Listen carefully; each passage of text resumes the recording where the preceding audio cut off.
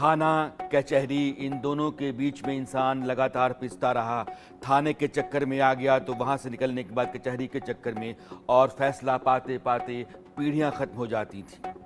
लेकिन अब नया कानून देश में आया है जो कहता है कि 3 साल के भीतर आपको फैसला मिल जाएगा। एफआईआर कराने से लेकर के सुप्रीम कोर्ट तक जाकर के फैसला लेने में कुल मिलाकर के 3 साल का वक्त लगेगा। और आप जहां से भी चाहें वहां से एफआईआर करवा सकते हैं कि 0 एफआईआर, जो आपके थाने में खुद ब खुद चली जाएगी। 3 दिनों के भीतर जाकर के आपको दस्तखत करना होगा। आपके खिलाफ जांच कहां पहुंच रही है ये आपको बताया जाएगा। आप जहां से चाहें गवाह को वहां बिठा सकते हैं। गवाहों को ले जाने, उनको अदालत में पहुंचाने, उनको खड़ा करने में जो जोखिम रहा है, या अदालतों में गवाहों के नहीं आने के जो मामले रहे, जिस तारीख पर तारीख का मामला चलता रहा है, अब वो भी रफा दफा हो गया है। वीडियो कॉन्फ्रेंसिंग के जरिए भी गवाह जुड़ सकता है, यानी कहीं से भी गवाह को अदालत से जोड़ा जा सकता है, वो बयान दे सकता है। देश में नए आपराधिक कानून क्या कहते हैं? मोबाइल से भी थाने में आप शिकायत दर्ज करा सकते हैं। देश के किसी भी कोने से एफआईआर कर सकते हैं, जिसको हम 0 एफआईआर कहते हैं, यानी कि उस थाने में वो खुद ब खुद जा रही है जिसके दायरे में आपका केस है। जिस रोज मुकदमे की सुनवाई शुरू होगी उससे 60 दिन के भीतर आरोप तय हो जाएंगे, और 3 साल के अंदर, जैसे मैंने कहा, हाई कोर्ट तक से आपका फैसला आ जाना, सुप्रीम कोर्ट तक से आपका फैसला आ जाना चाहिए। तारीख पर तारीख वाले दिन चले जाएंगे, यह आप मान सकते हैं। 1 जुलाई 2024 एक ऐसी तारीख के तौर पर याद की जाएगी जिस रोज से देश में आपराधिक कानूनों में बड़े पैमाने पर बदलाव लागू हो गया। पहले के कानूनों का इरादा दंड देना था, लेकिन अब उनमें जो बदलाव हुए और नए प्रावधान जोड़े गए, उनका उद्देश्य है लोगों को न्याय दिलवाना। सरकार यही कह रही है, और बार बार इस बात पर गृह मंत्री जोर डालते रहे हैं कि ये बदलाव एक लोकतांत्रिक देश में, जहां की सरकार लोगों के जरिए चुनी जाती है, उन लोगों के पक्ष में न्याय की व्यवस्था हो, इसलिए किए गए। आज देश के जाने माने क्रिमिनल लॉयर्स हमारे साथ जुड़ेंगे, उनको आपसे परिचय आपके सामने उनका कराने और नए आपराधिक कानूनों को आसान भाषा में आपको समझाने के लिए उनकी मदद लेने से पहले मैं चाहता हूं कि आप गृह मंत्री अमित शाह को सुनिए। नजरिए के साथ ये तीनों कानून आज सुबह से ही, मतलब कल मध्य रात्रि से काम करना शुरू किए हैं। अब इंडियन पिनल कोड, जिसको आईपीसी कहते थे, 1860 से जो कानून था, इसकी जगह बीएनएस भारतीय न्याय संहिता आएगी। क्रिमिनल प्रोसीजर कोड, जिसको सीआरपीसी कहते थे, जो 1898 से अमल में था, इसकी जगह भारतीय नागरिक सुरक्षा संहिता बीएनएस आएंगे। और इंडियन एविडेंस एक्ट 1872 से जो इस देश की क्रिमिनल जस्टिस सिस्टम को गवर्न करता था, इसकी जगह भारतीय साक्ष्य अधिनियम बीएसए लागू होगा। तो बीएनएस, बीएनएसएस और बीएसए के लागू होने से पूरी न्याय प्रणाली का आपराधिक कानूनों की पूर्णतया इसके अंदर हम कह सकते अब भारतीय आत्मा है।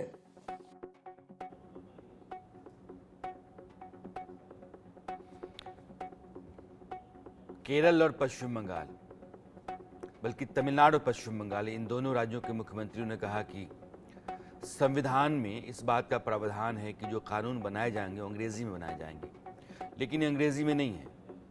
ये तो भारतीय न्याय संहिता है, भारतीय नागरिक सुरक्षा संहिता है, तो इसको लेकर के सवाल होना चाहिए, और ये सवाल उनकी तरफ से रखा गया है। सवाल ये है कि जो कानून बनता है उसका इंटेंट क्या है, उसको अमल में लाने में दिक्कतें क्या हैं, एक आम आदमी को इंसाफ पाने तक में कितना वक्त लगता है, और उसकी ज़िंदगी में जो अभी बहुत सारे फसाद थे वो कितने कट रहे हैं, और कितना पूरा मामला आसान हो रहा है। गृह मंत्री कहते हैं कि ये जो कानून लागू हुआ है उसका जो मूल बिल आया था उसको स्थायी कमेटी के पास भेजा गया था। उसकी अनुशंसा पर मूल बिल में 93 बदलाव किए गए। अमित शाह कह रहे हैं कि भारत के इतिहास में किसी और कानून को पारित करने से पहले इतना विचार विमर्श किसी और बिल पर नहीं हुआ है। उनके मुताबिक 15 अगस्त तक केंद्र शासित प्रदेशों में भी इसे पूरी तरीके से लागू कर दिया जाएगा। यह इरादा है, यह लक्ष्य है।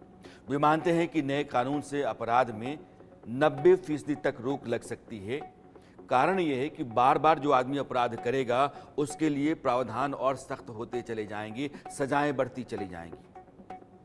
न्याय दिलाने की मुनादी करने वाले इस कानून के जरिए एफआईआर दर्ज किए जाने से लेकर सुप्रीम कोर्ट से इंसाफ पाने तक 3 साल से ज्यादा का वक्त नहीं लगना चाहिए, यह सरकार कह रही है। लेकिन अब मेरे साथ देश के जाने माने लॉयर महेश जेठमलानी साहब जुड़े हुए हैं। जेठमलानी साहब, पहले तो आपका मैं स्वागत करता हूं। लेकिन सरकार जो कह रही है कि 3 साल के भीतर वो इंसाफ दिला देगी। एविडेंस, एक आदमी जब एफआईआर दर्ज कराता है उसके बाद पुलिस की जांच शुरू होती है, फिर अदालतों की प्रक्रियाएं शुरू होती हैं, फिर उसको फैसला आता है। ये अगर बहुत छोटा और आसान हो गया है तो देश के आम आदमी को जरा आप समझाइए कि पूरा जो नया कानून है वो क्या कहता है। तारीख के तारीख यानी ये सिर्फ अभी प्रोसीजरल कानून है।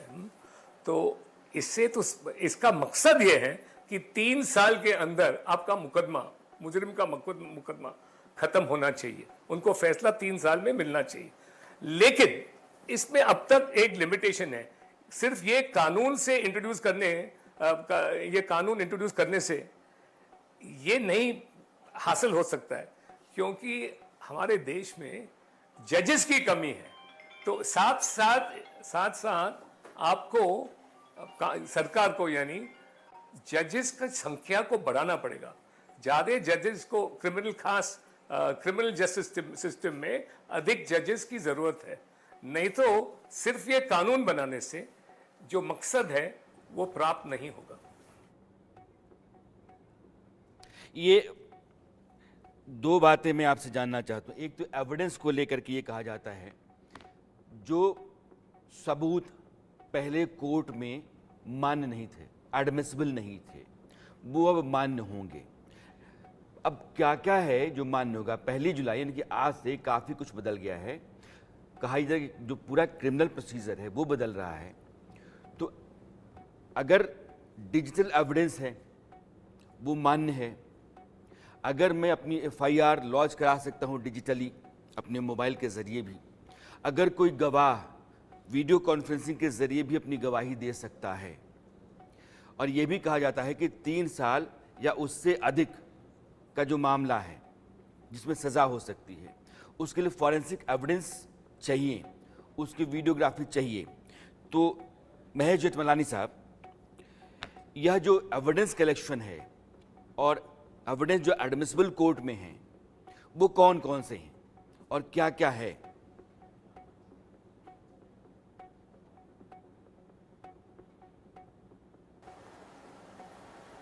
देखिए, इसमें जो है जो 2 थीम्स हैं इन नए कानून में। जहां तक प्रोसीजर की बात है, 2 मेन मुद्दे हैं। सबसे पहले कानून न्याय जल्द से जल्द पहुंचाया जाए, विक्टिम को भी और मुजरिम को भी।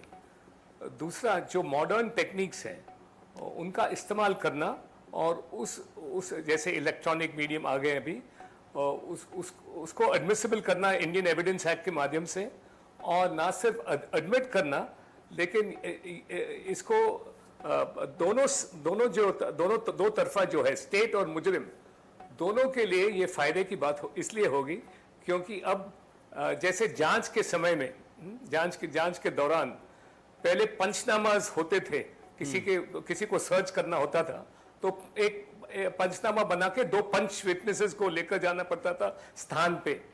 अब ये सब ऑडियो रिकॉर्डिंग होगा, तो इसमें कोई गफला करने के बाद पुलिस कोई प्लांटिंग ऑफ एविडेंस नहीं कर सकती है।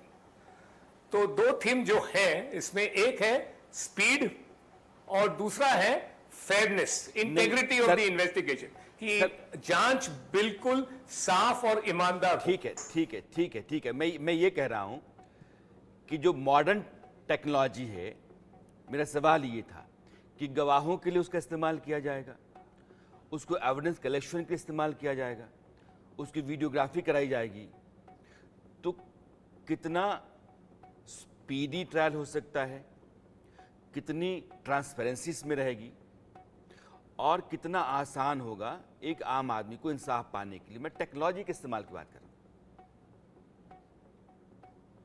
और ऑडियो वीडियो जो इलेक्ट्रॉनिक एविडेंस है वो सब एडमिसिबल होगा। अच्छा। डिले एक तरफ से, जैसे एक जो तरीका है जिससे स्पीड मुकदमा को जल्द खत्म करने में सफल रहेगा, वो ये है कि अब हर गवाह को आप वीडियो कॉन्फ्रेंसिंग पे गवाह देने की इंतजाम करेंगे। तो पहले क्या होता था, काफी जो गवाह थे वो आते ही नहीं थे कोर्ट के दिन पे। कोर्ट समन देता था उनको सबूत देने के लिए, लेकिन वो पहुंच नहीं पाते थे। कभी कभी वो आउट ऑफ टाउन रहते थे, तो उनका आना मुश्किल हो गया था। अब हर गवाह, डिफेंस का हो या प्रोसिक्यूशन की तरफ हो, वो सब अब वीडियो कॉन्फ्रेंस में अपना सबूत दे सकते हैं। यही मैं जानना चाहता हूँ। ऐसे यानी मॉडर्न टेक्नोलॉजी के इस्तेमाल मॉडर्न टेक्नोलॉजी के इस्तेमाल जो पहले नहीं था, ये सब प्रावधान नहीं थे क्रिमिनल प्रोसीजर कोड में। ये जो हम रिफॉर्म्स की बात कर रहे हैं, ये सब भारतीय नागरिक सुरक्षा संहिता में लाए गए हैं, जो एक प्रोसीजरल एक्ट है और क्रिमिनल प्रोसीजर को रिप्लेस करता है। महेश, मैं आ रहा हूँ, मैं आपके पास आता हूँ। कैलाश वासुदेव साहब, यह भी सीनियर एडवोकेट है सुप्रीम कोर्ट के, आप जुड़ गए हैं। कैलाश जी, आपका बहुत बहुत स्वागत है। और आलोक रंजन जी हमारे साथ जुड़े हुए हैं, आप भी कानून के बड़े जानकार हैं। कैलाश जी, अभी हम एविडेंसेस की बात कर रहे थे और ये पूरा जो लीगल प्रोसीजर कितना आसान हो जाएगा टेक्नोलॉजी के इस्तेमाल से, इसकी बात हम कर रहे थे। तो महेश इत्मीनान जी कह रहे हैं कि अब चूंकि वीडियो कॉन्फ्रेंसिंग के जरिए भी आप गवाहियां दे सकते हैं, फॉरेंसिक एविडेंसेस जमा किए जाएंगे, वीडियोग्राफी कराई जाएगी। तो पहले जो पुलिस फर्जीवाड़ा करती थी कि वो चल रहा है, वो कुछ लिखे जा रहा है, बाद में मामला दर्ज कुछ हुआ, हो गया कुछ और कब इंसाफ मिलेगा, कब तक मिलेगा, एक पीढ़ी खत्म हुई, पिताजी ने लड़ाई लड़ी, अब वो बेटे जी लड़ रहे हैं, पोते जी लड़ रहे हैं, वो चलता जा रहा है। तो पुश्तें उसी में खप जाया करती थी, जमीन जायदाद घर सब बिक जाया करते थे। आपको लगता है कि यह जो नया कानून है, वाकई इसका इंटेंट है कि कम समय में बहुत ट्रांसपेरेंट तरीके से ऑनेस्टली जस्टिस दे दिया जाए एक आम आदमी को? नमस्कार।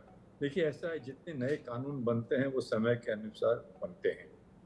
आजकल टेक्नोलॉजी बहुत बदल गई है, सिस्टम्स बदल गए हैं। ये हमारे कानून 100, 125, 150 साल पुराने हैं। अगर हम नए टेक्नोलॉजी, नए सिस्टम्स को इसमें इनकॉर्पोरेट करते हैं, उसमें कोई गलत नहीं है, वो अच्छा है, क्योंकि वो इनडिलीटेबल आइटम्स हैं। जो आपका नेट पे एक बार मटेरियल आ गया, उसको आप डिलीट नहीं कर सकते, वो कहीं ना कहीं आपके पास रहेगा। जी। ये पुलिस वालों के ऊपर ये चेक रहेगा कि साहब आपने जो एक बार स्टेटमेंट रिकॉर्ड करा ली, उसको आप बदल नहीं सकते। जो कानून आज आ रहे हैं बहुत अच्छे हैं, क्योंकि ये जरूरी था कि इनके परिवर्तन किए जाएं। जी।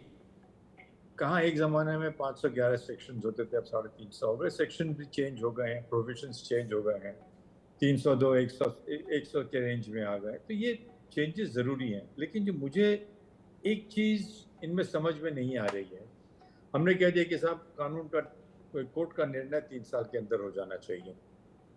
ये तो ठीक है, लेकिन ये कानून जो है, this is applicable to basic trial. उसके बाद क्या होगा? अपीलेट कोर्ट, नीचे की अदालत से आप हाई कोर्ट जाएंगे, हाई कोर्ट से आप सुप्रीम कोर्ट जाएंगे, टाइम तो वहां खराब होता है ना। उसके ऊपर क्या रिस्ट्रिक्शन दे रहे हैं, वहां क्या अमेंडमेंट्स है? दूसरी बात, जो इन्होंने इंग्लैंड में और अमेरिका में इंट्रोड्यूस किया था, जो पुलिस वाला फॉल्स केस फाइल करता है उसके ऊपर इंक्वायरी होती है। हमारे यहाँ पर हम देख रहे हैं ये EAW, सफेजी, दुनिया भर के केसेस आजकल फाइल हो रहे हैं। अब आपने देखा होगा ये आपके जो सेडिशन केसेस थे पुराने, सुप्रीम कोर्ट में उनमें एक्विटल्स किए।